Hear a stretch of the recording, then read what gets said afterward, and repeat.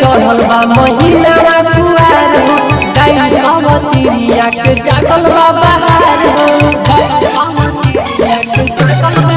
कहिया से चढ़ल बा महीना कुआर हो गाई समतिरिया के जागल बा बहार हो अंतर जंतर जादू मंतर तोला कोसले ए ननदो जई हो जनी पुरु बाबा तुहा डइया कोसले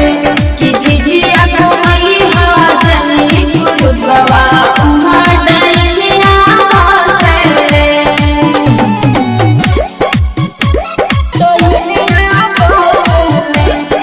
आरके रिकॉर्डिंग स्टूडियो कोटवा।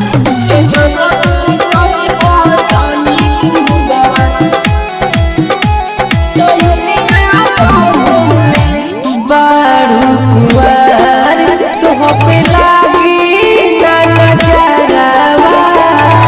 झिझिया खेले जइहा तू लगाई के कजरवा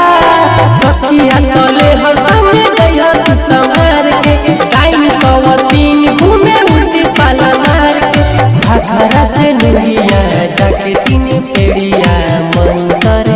फूंकले ए ननदो जई हो जनी पुरु बाबा तुहा डइया कोसले कि जिजिया को